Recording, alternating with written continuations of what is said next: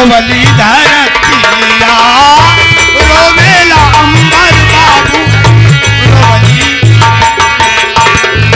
बहुजन भैले गमगीन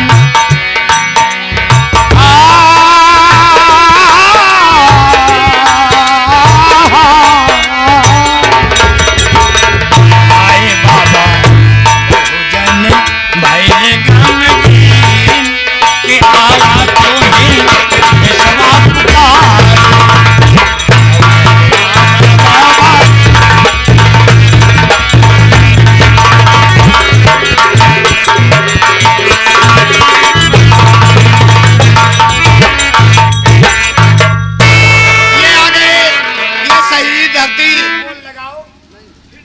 भैया ये हमारे भैया आजमगढ़ लास्ट वाली लगाने दो फिर का मत मारो बैठे रहो जाइए ये हमारे मानवर बड़े भैया ये गाजीपुर से चल करके आए हैं। क्या बात है हाँ ये गाजीपुर से चल करके आए। कौन सा इलाका भैया कौन सा जिला गाजीपुर।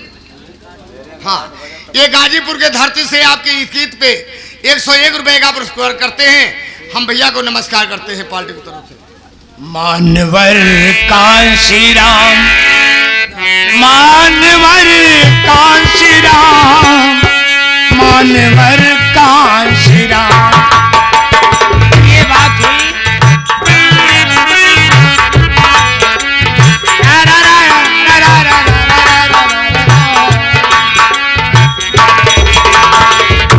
मानवर कांशी राम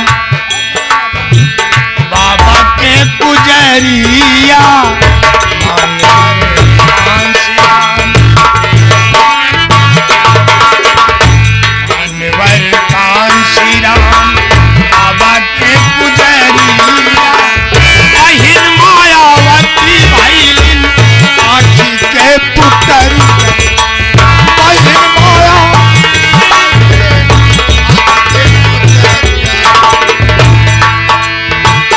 अहिन मायावती भैली आँखी के पुतरिया आँखी के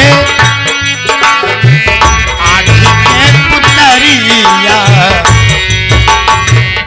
उनहु के भैले अधीन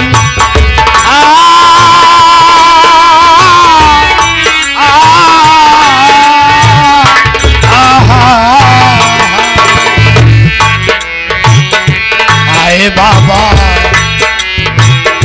उनहु के भैले अधीन के आवाज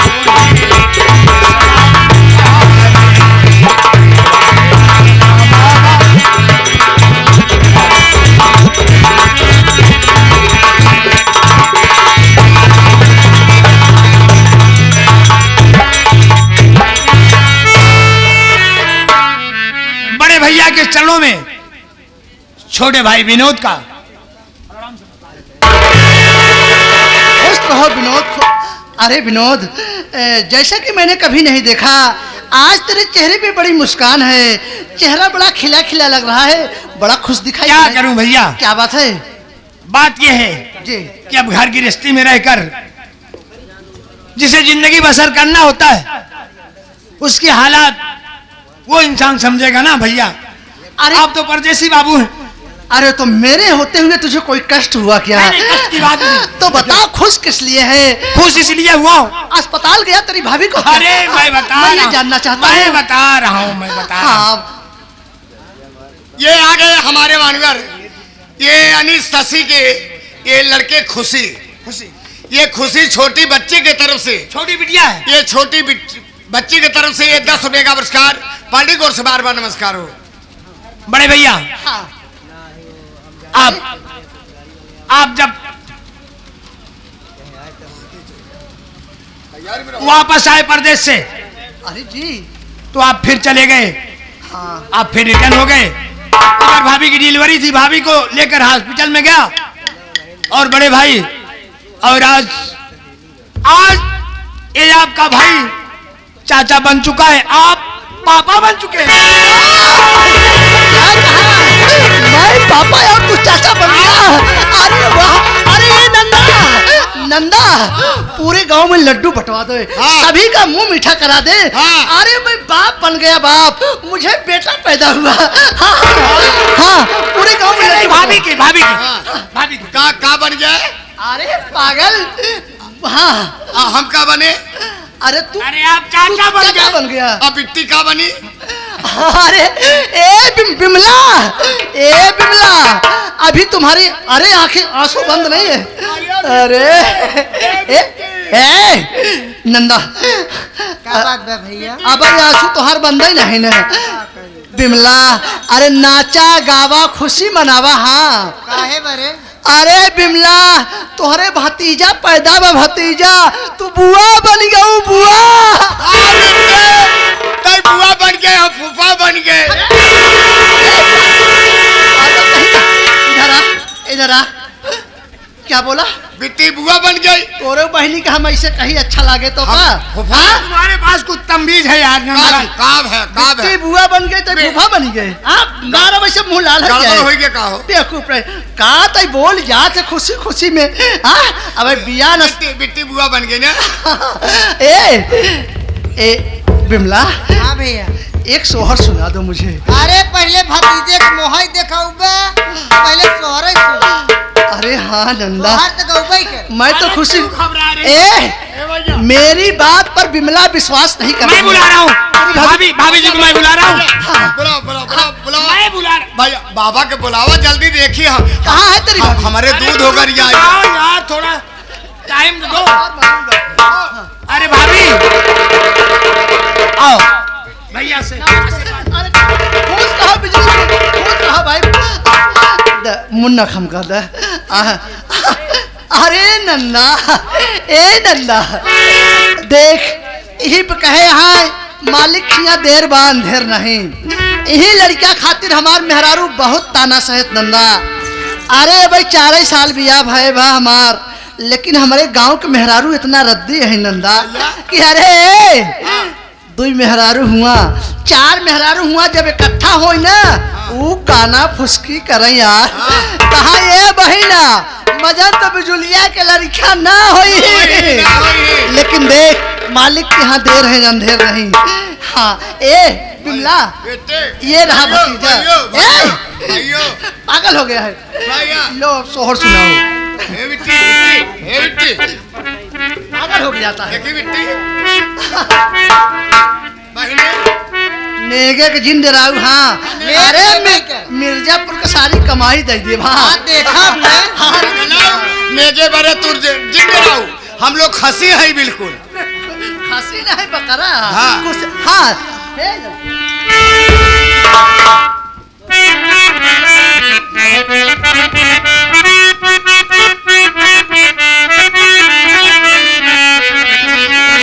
अरे जुग जुग जिया सोलवा, अरे भवन बाप भाग जागल हो, उड़ल ना लाल हुई है भोलवा के दीपक मनवा में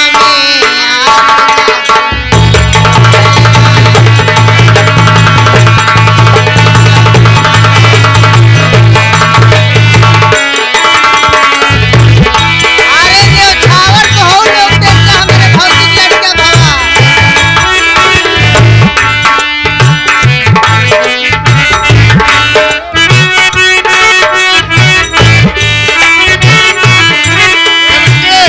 या घर मालिक है, घर मालिक कहा था जैसे लड़का लिए जाना तो हरिन भवा होगा। अरे हमारे भौजी भाभी का लड़का तो अपना भी लड़का।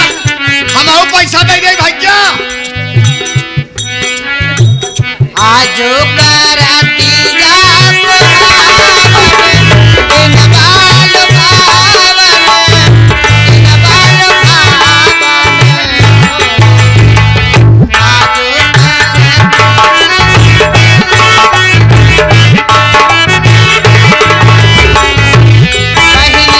बहिनी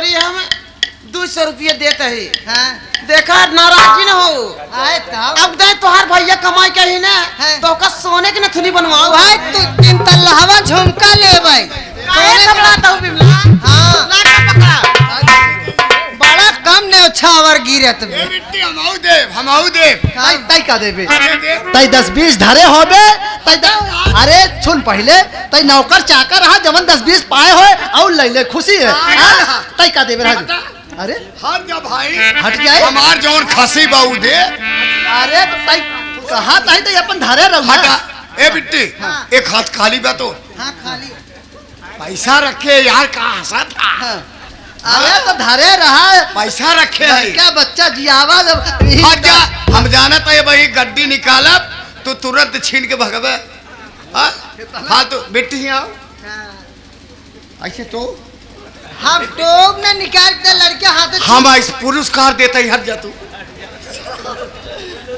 बेटी आओ देख ऐसे गड्डी तो पागल आओ हिया रुक जा था मैं निकाल नहीं तो हाथ डाक निकाल अरे जो बची आई तो ला ला ला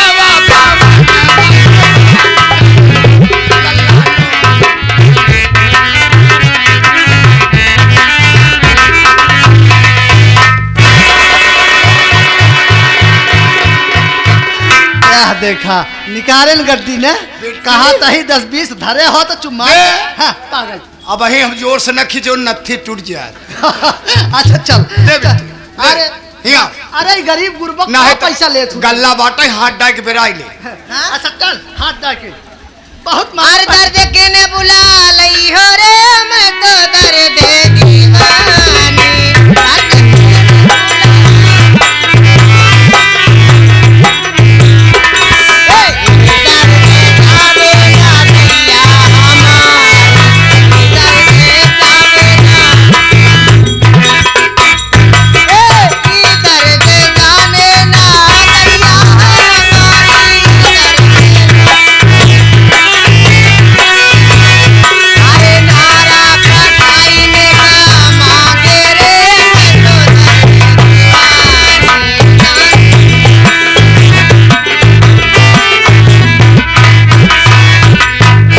बिमला बस दिल में बधाई हो बधाई अरे हाँ बधाई नंदा देख कंपनी से बार बार मेरे फोन आ रहा है और बिना बताए मैं चला आया हूँ इसलिए मैं ए नंदा ए विनोद इधर आ देखो विनोद भाई बोलो खुशी खुशी में मैं फोन तक नहीं उठा पाया मेरे कंपनी से कई बार फोन आया है अरे जी हाँ भैया सुनो पहले नहीं ये नौकरी का मामला है इस खुशी से मेरा जी भर गया विनोद मैं आता नहीं अरे तो मम्मी इमरजेंसी फोन दे के आज बुलाए ले से आए पे वो नौटंकी कहे विनोद गुस्सा तो बहुत लाग रही ये घरे में आज जौने नहीं तौने हो जाए लेकिन सारा गुस्सा हमारी लड़का आए के ठंडा कर दे इस समय मैं जा रहा हूँ बड़े भाई साहब आप क्या कह रहे हैं हाँ देख रोजी से रोजा होता है नौकरी बड़ी मुश्किल से मिलती है इसलिए तुझे भी पढ़ा रहा हूँ ना और तू भी पढ़ाई की कीमत करना विनोद इस योग्य तुझे बना दूंगा लेकिन जो बात मम्मी मुझे बताई है देखो विनोद कभी अपने घर में ऐसी नौबत ना आने पाए कि जिस भाई को मैं भाई नहीं बेटे के समान मान रहा हूँ उसी भाई को मैं अपना दुश्मन बना बैठूं ऐसी नौबत नहीं आनी चाहिए भैया बस ऐसी बात नहीं बस विनोद बस यही कहना चाहूंगा 1 मिनट उधर चलो मैं तुम्हारी भाभी से बात करके तुरंत मिर्जापुर चला जाऊंगा हाँ तो बिजली देखो हाँ बिजली स्वामी जी मैं इस वक्त मजबूर हूँ खुशी तो मुझे जरूर है लेकिन मेरे कंपनी से कई बार फोन आ चुका क्योंकि नौकरी बड़ी मुश्किल से मिलती है इसलिए अरे तो मम्मी फोन कई के बुलाए ले आए पे बड़ी नौटंकी के लेकिन मैं आज जा रहा हूँ अगली छुट्टी में आऊँगा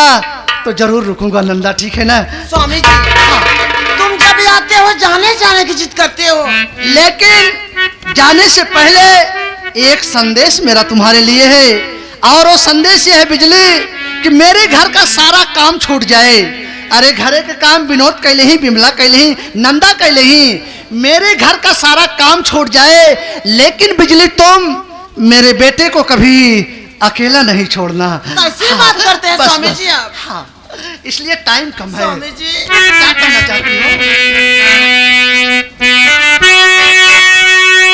आप तो हो रही हो। मेरे पति नहीं, मेरे देवता हो। हो जाते हो परी देसी पिया, जाते ही खतरी।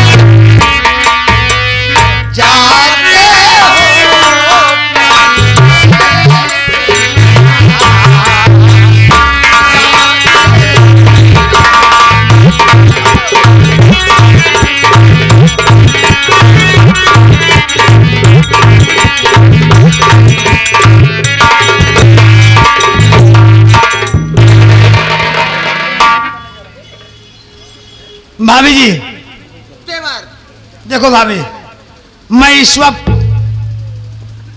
अब यहां से सीधा खेत में जाऊंगा काम करने के लिए, और आप अपना ख्याल करना और इस मुन्ने को याद मत भुलाना भाभी। ठीक है देवर। कहीं अकेले छोड़कर मत जाना भाभी। चलिए देवर तू।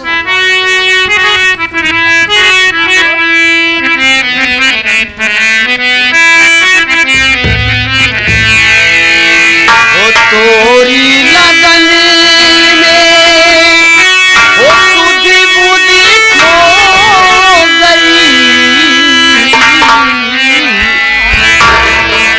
ओ तोरी लगन में ओ सुधी बुद्धि खो गई, हो गई मैं बदनाम,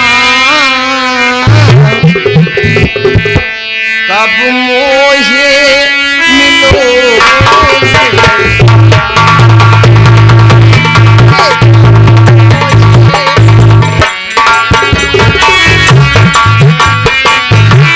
मेरी लगन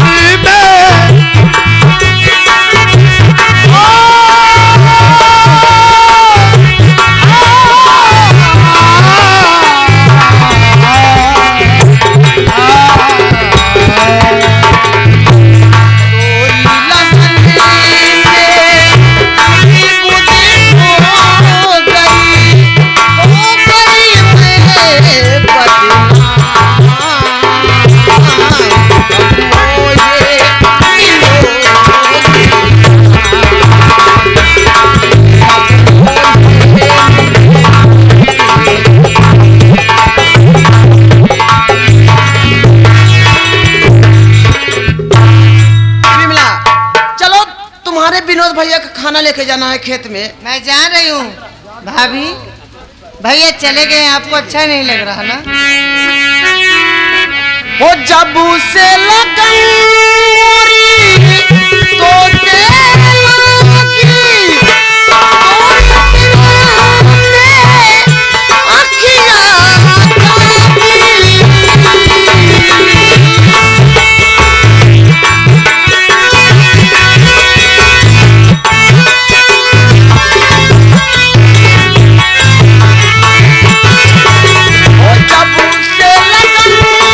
लगी, तो से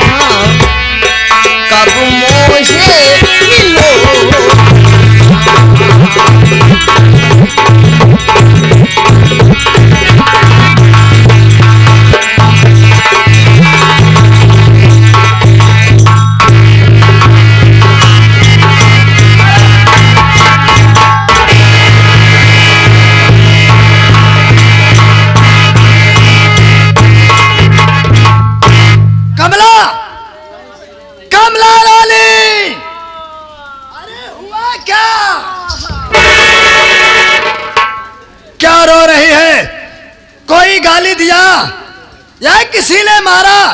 बात क्या है कमला?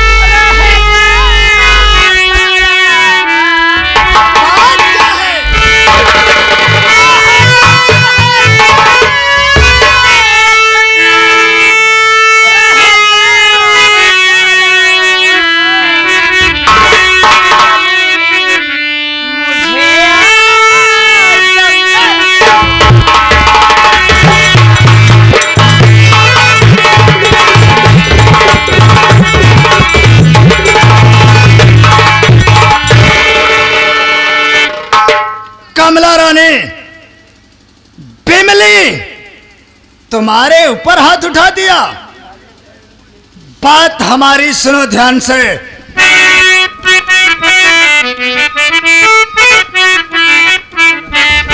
अरे बहाओ ना आंखों से आंसू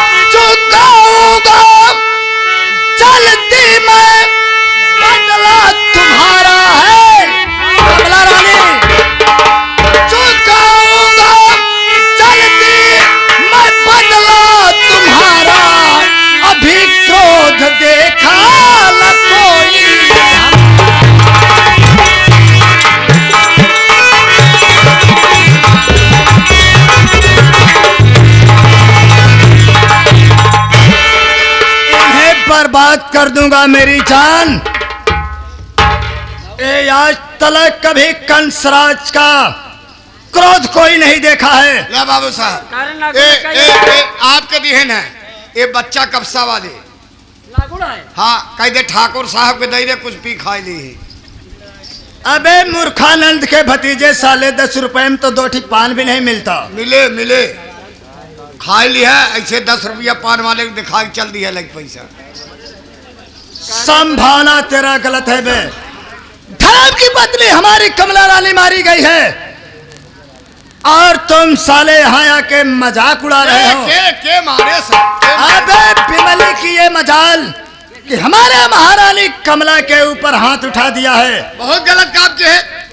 बतावा हम तो रहबे नहीं, हम खेती बाड़ी कर रहे। कहाँ गया था तुम? खेत में कर रहे काम धंधा कर। हमारा हो तो बताई मारे गए दुर्गा। देखो कमला रानी, कुछ पाने के लिए कुछ खोना पड़ता है मेरी जान। कुछ तो जरूर तकलीफ करना ही पड़ेगा।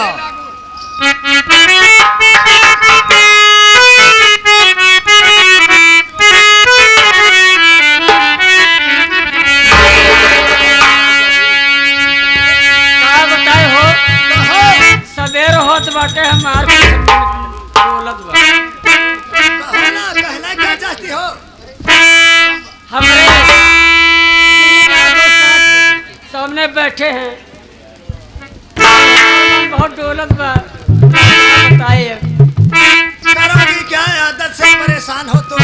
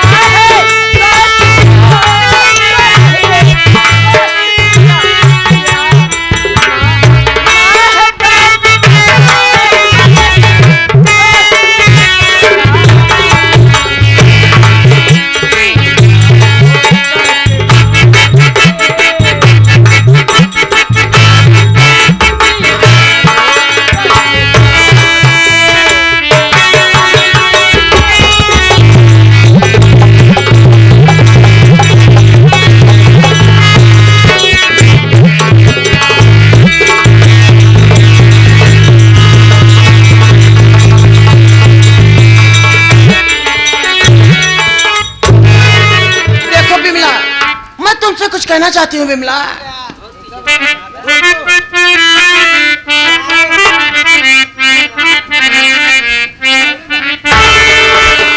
हो जा रही हूँ मैं बिमला विनोद देव।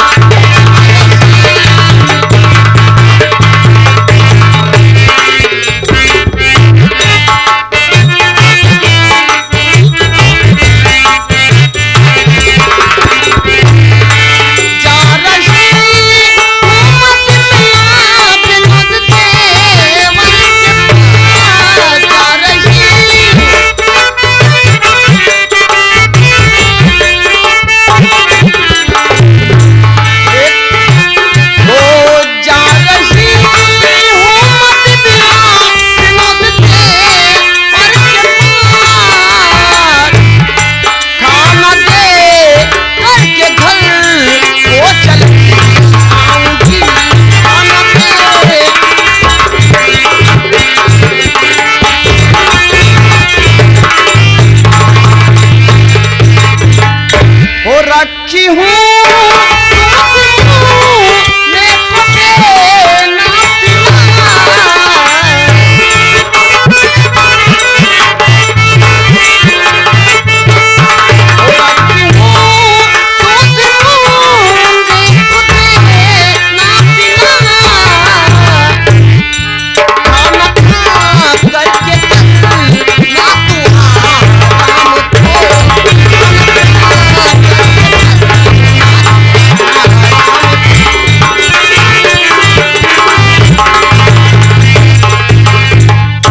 बिमला, मैं तुम्हारे भैया विनोद को खेत में खाना लेके जा रही हूँ और मेरे मुन्ना के ध्यान से रखना बिमला।